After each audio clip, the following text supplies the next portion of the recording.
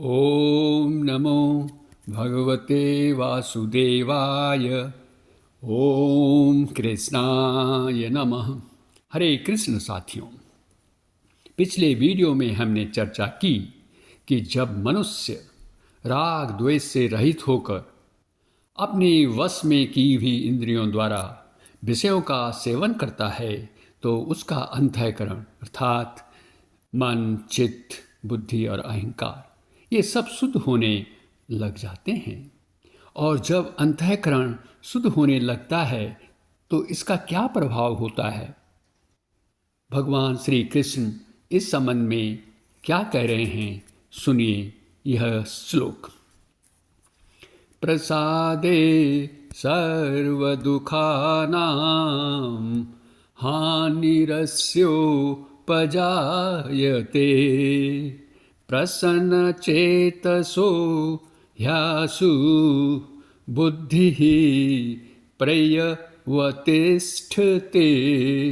अर्थात यहाँ भगवान कह रहे हैं कि अंतःकरण के निर्मल होने से साधक के सभी दुखों का नाश हो जाता है और निर्मल चित्त वाले साधक की बुद्धि बहुत जल्दी परमात्मा में स्थिर हो जाती है। अब हम इस श्लोक की विस्तृत व्याख्या करेंगे। साथियों, हमारे जीवन में सुख भी आते हैं और दुख भी। ये दोनों ही हमारे जीवन के अभिन्न अंग हैं। अब प्रश्न उठता है कि दुखों का निवारण कैसे हो सकता है, इसके लिए क्या करना होगा। श्लोक की पहली ही लाइन में पंक्ति में कहा गया है, प्रसादे सर्व दुखानाम हानिरस्योपजायते। इससे क्या अर्थ है? यहाँ प्रसादे का अर्थ है शांति या प्रसन्नता या निर्मलता। इस प्रकार दुखों का निवारण तो तभी होगा जब मन की शांति होगी। मन की शांति के लिए चाहिए मन की निर्मलता।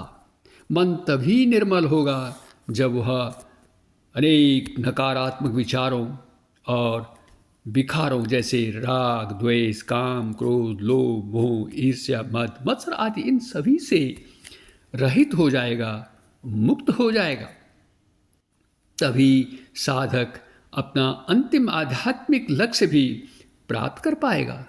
जैसे हम स्वच्छ दर्पण में अपना चेहरा स्पष्ट रूप से देख सकते हैं, उसी तरह निर्मल मन में आत्मा अपनी महिमा, अपना वैभव के साथ प्रकाश हो जाता है, प्रकाशित हो जाता है, प्रकाशवान हो जाता है।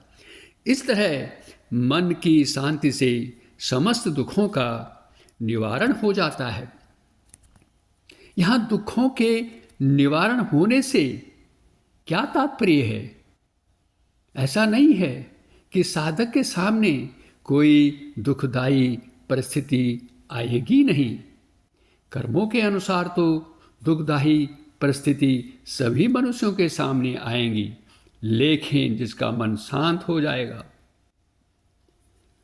उसे वे दुख पीड़ादायी नहीं लगेंगे, उससे वे दुख कोई संताप नहीं पहुंचा पाएंगे और ना ही उसके मन में इन दुखों के कारण कोई हलचल पैदा हो सकती है। लेकिन जब मन शांत होता है तो शांत होने पर बुद्धि परमात्मा में सहजता से स्थिर हो जाती है। इससे साधक को पूर्ण आनंद और सुख की प्राप्ति होती है। इस प्रकार साधक इस भवसागर से मुक्ति के लिए योग्य हो जाता है, मुक्ति के योग्य हो जाता है, क्योंकि मुक्ति के लिए मन की शांति और प्रसन्नता जरूरी है और इसके लिए हमें प्रयास करते रहना चाहिए। और इसके लिए सरलतम उपाय क्या है? इसके लिए सरलतम उपाय है भगवान की भक्ति। भगवान की भक्ति के बिना न तो कोई साधक अपनी इंद्रियों को संयमित कर सकता है और न ही मन की शांति प्राप्त की जा सकती है। चाहे कोई भी साधक कितनी ही कोई तपस्या कर ले, कि दान पुण्य कर ले, उपनिषदों आदि शास्त्रों का प्रणयन अथवा पठन पाठन भी कर ले, लेकिन न तो वह पूर्ण रूप से इंद्रियों का समन कर पाएगा और न ही उसका मन शांत हो पाएगा। इसके अनेक उदाहरण हमारे ग्रंथों में मिलते हैं। सौभरी ऋषि का उदाहरण है, महाराज ययाति का है, महर्षि विश्वामित्र है।